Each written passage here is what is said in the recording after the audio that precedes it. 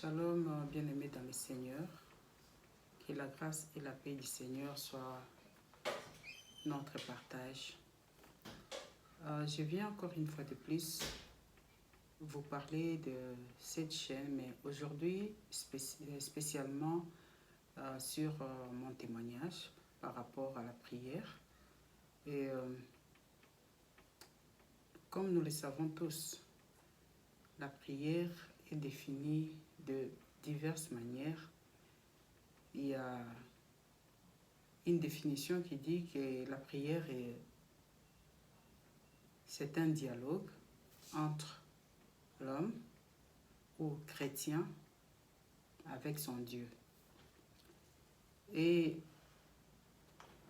nous voulions un peu nous présenter aujourd'hui pour que vous puissiez nous connaître avant que nous commencions nos étapes d'intercession. Mon nom est Patricia Mbia Landa et je suis née par le nom de Patricia Patience.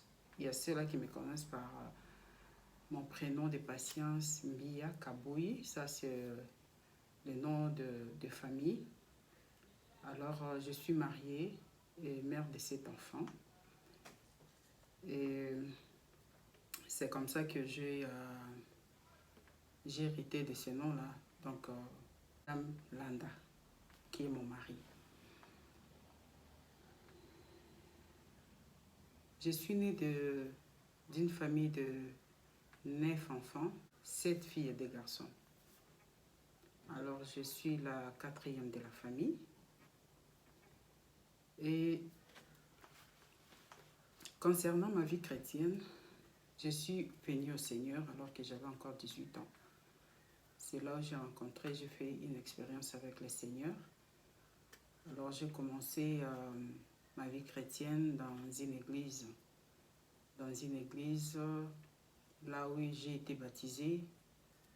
Et de là, le Seigneur m'a amené dans plusieurs églises, mais qui étaient dans la même communauté. Dans la même communauté plutôt. Alors, j'ai commencé à la borne et je suis allée dans une église au Congo. Et c'était toujours les KDC, comme la borne aussi fait partie de la communauté des assemblées de Dieu. Et je suis allée, pour finir, je suis allée dans la même communauté, mais dans une autre extension, qui est l'Arche de l'Alliance à Massina, au Congo. C'est là où j'ai continué à servir le Seigneur jusqu'à aujourd'hui. Bien que je suis ailleurs, je ne suis plus au Congo, mais je continue à faire partie de mon église que j'aime beaucoup.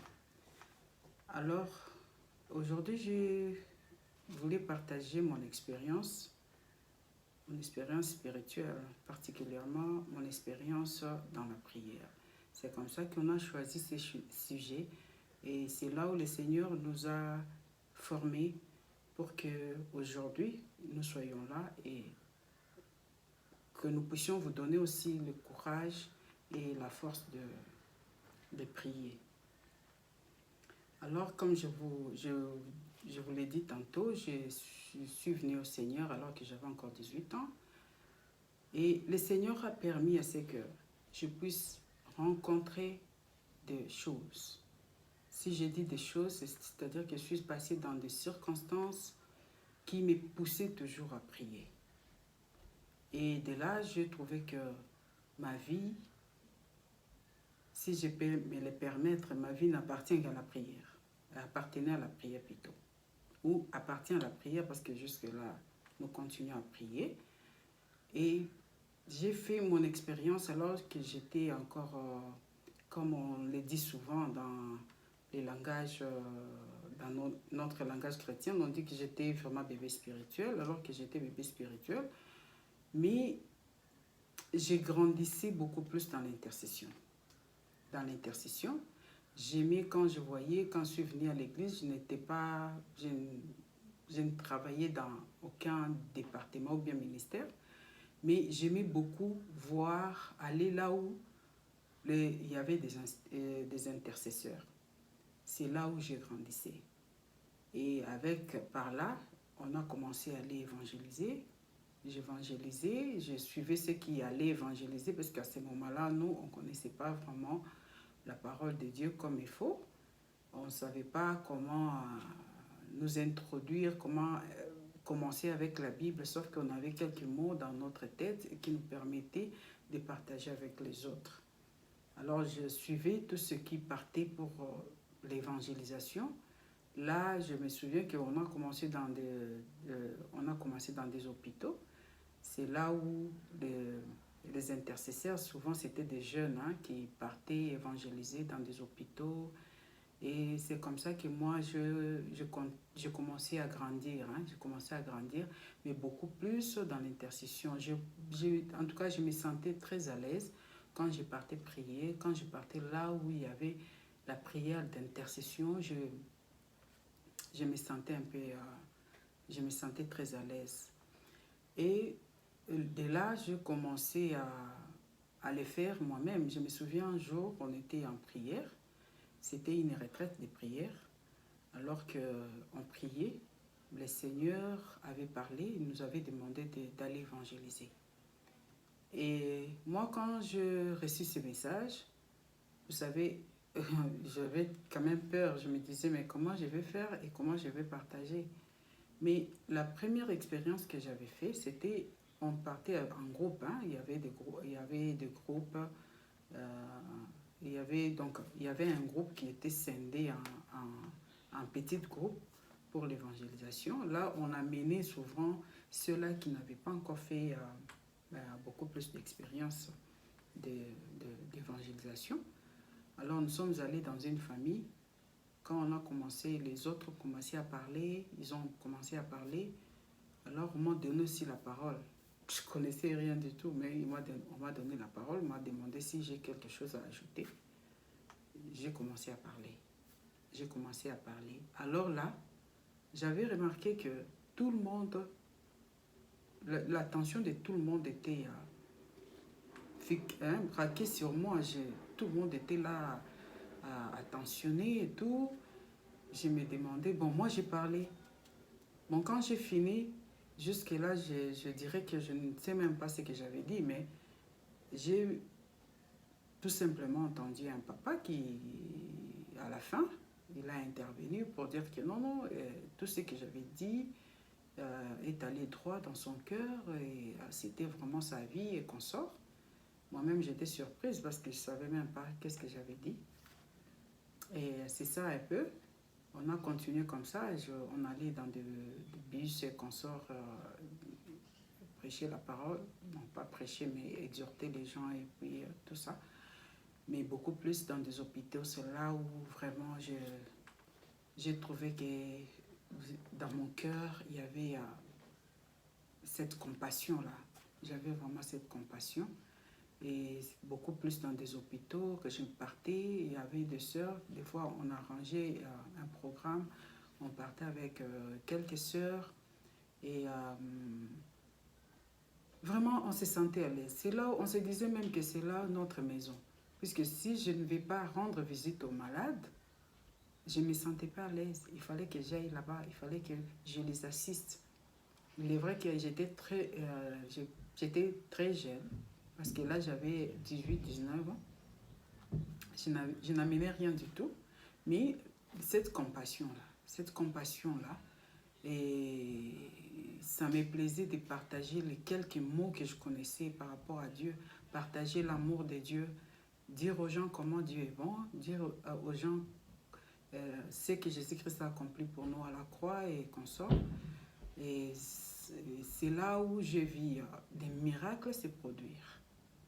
Des miracles se produire. Moi-même, je ne m'en revenais pas parce que là, on n'imposait pas les mots aux gens.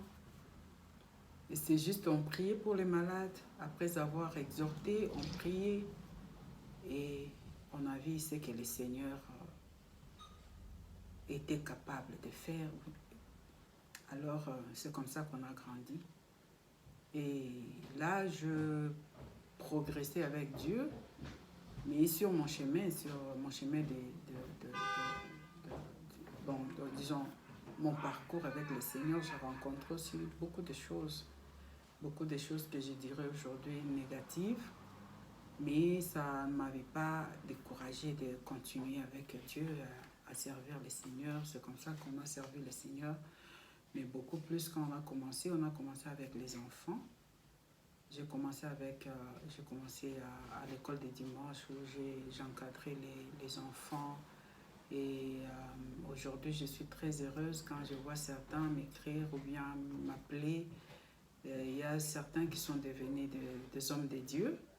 Aujourd'hui, nous sommes vraiment très contentes et nous bénissons le Seigneur. Ça nous encourage encore d'aller de l'avant.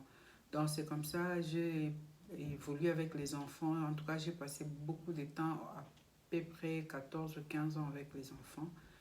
Et nous les avons formés avec quelques frères et sœurs qui certains aujourd'hui aussi demeurent toujours dans les Seigneurs.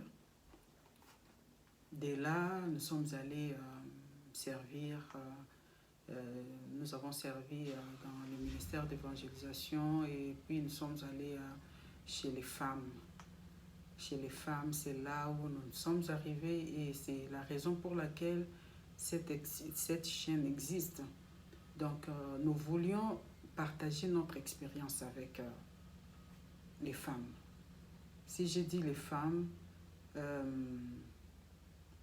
des vaillantes, comme je l'ai dit dans notre vidéo précédente, les femmes, je sais qu'une femme est capable. Je sais de quoi une femme est capable dans la prière. Et on a fait cette expérience. Nous étions dans l'intercession avec les femmes. Et on a vu des choses, on a vu la main de Dieu. Nous avons fait vraiment cette expérience. On a trouvé qu'une femme qui se donne au Seigneur, une femme qui prie, moi je dirais que c'est une femme dangereuse pour les ténèbres. C'est une femme dangereuse et c'est une femme qui est capable d'accomplir des choses. C'est une femme qui est capable même de changer le monde. Dans ma langue, il y a un adage qui dit que les femmes ne peuvent pas construire un pays. Bon, si je peux le dire littéralement. Mais moi, je dis qu'une femme qui prie est capable de construire un pays. Elle est capable de construire même un monde nouveau. Dans des temps comme celui-ci, je pense que lorsque une femme se met à genoux, et quand je dis à genoux, ce n'est pas la genou là physique, mais la genou du cœur. Et cette femme-là est capable de changer le monde. Et c'est ça les moments. Avec tout ce que nous sommes en train de traverser dans ce monde actuellement, cette femme-là, Dieu l'attend. C'est le moment pour cette femme-là de s'élever. Et dans la prière, nous sommes capables de changer des choses, de transformer en commençant par nos familles, en commençant tout autour de nous. Nous pouvons changer ce monde. Nous pouvons transformer ce monde. Et la femme, étymologiquement parlant, quand on parle de la femme, on voit la femme, c'est la vie. C'est la vie, telle qu'elle est dit en Genèse. Ève, c'est la vie. Et la femme est là pour donner la vie. La femme est là pour changer de situation. Je pense que quand la femme s'élève, les situations changent. C'est ce que nous avons expérimenté. Et quand ça ne va pas dans nos foyers, quand ça ne va pas dans les mondes, la responsabilité revient à la femme. Et il n'y a pas longtemps, dans des réseaux sociaux, nous avons vu ce qui est arrivé. On voit des choses. C'est là où j'ai passé un temps. Le Seigneur a permis que j'observe, même dans les réseaux sociaux. Quand on voit les femmes passer dans des réseaux sociaux pour dire, pour faire et dire n'importe quoi. Et le Seigneur m'a fait comprendre que si cette femme-là, qui est en mesure de faire ce qu'elle fait, par exemple dans des réseaux sociaux, alors si cette femme-là se mettait à prier, si cette femme-là changeait au moins sa façon de voir les choses, elle peut transformer ce monde. Et aujourd'hui, là, je suis passée pour vous donner ces messages. On ne peut pas venir solliciter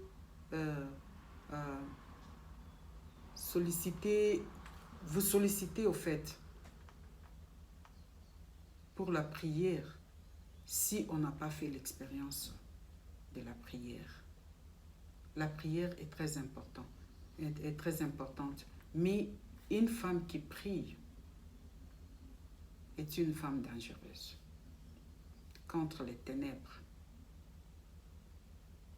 Donc c'est comme ça qu'on voulait vous parler un peu de nous présenter. Et prochainement, nous allons parler de la prière. On va essayer un peu de parler disons, en bref, courtement, de la prière. Et c'est ce qui va nous amener maintenant, nous introduire dans la prière. C'est ce qui va nous introduire. Donc, dans des jours à venir, nous allons commencer en live nos temps de prière. Mais avant ça, nous aurons à vous parler, à vous exhorter à propos de la prière, puisqu'on ne peut pas prier si on ne connaît pas ce qu'on fait. Nous ne devons pas nous mettre à prier, sinon on ne comprend pas pourquoi nous allions prier. Donc, c'est comme ça que prochainement, on aura à vous parler et vous aurez aussi le privilège de voir différentes servantes de Dieu qui vont passer dans de diverses langues parce que nous voulions vraiment atteindre tout le monde. Nous voulons atteindre toutes les femmes. Toutes les femmes. Alors, vous aurez peut-être, si Dieu nous fait grâce, des servantes de Dieu qui vont passer sur cette chaîne, vous parler dans de diverses langues pour que nous puissions atteindre tout le monde. Donc, quand j'ai dit toutes les langues, comprenez peut-être pas vraiment toutes les langues du monde, mais quelques langues qui sont vraiment à la... donc, les langues qu'on utilise souvent, que le monde peut comprendre facilement. Et on aura à parler dans de diverses langues. Mais notre but, c'est la prière, c'est l'intercession. C'est comme ça que nous avons besoin de femmes de tout niveau. Nous avons besoin de ces femmes-là pour essayer un peu de prier, de fléchir nos genoux. Parce que le monde a besoin de nous. Le monde d'aujourd'hui a besoin de nous. Vous-même, vous remarquerez que le monde va à la dérive. Et si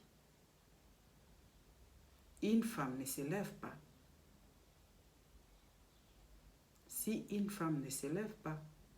demain nous allons nous plaindre.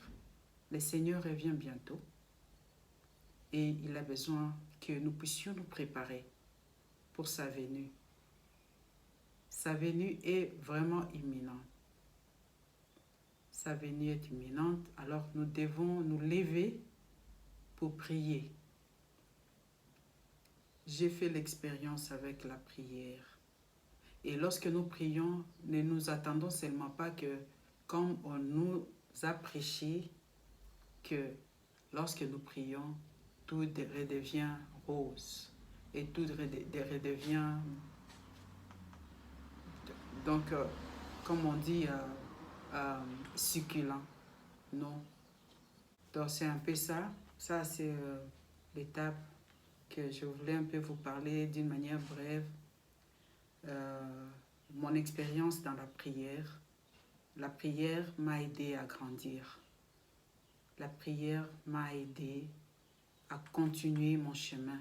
La prière m'a fortifié et la prière te fortifiera. La prière changera aussi ta manière de vivre. La prière changera ta manière de voir les choses. C'est comme ça que nous vous invitons.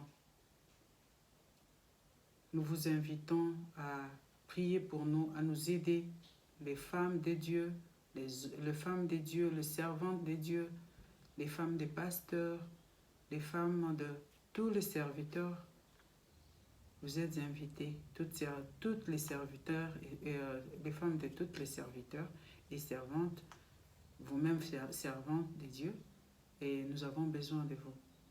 Et on aura aussi à nous exhorter de la manière dont nous devons prier et servir le Seigneur pour un monde nouveau. Que le Seigneur vous bénisse et que la paix du Seigneur garde notre cœur en Jésus-Christ. Amen.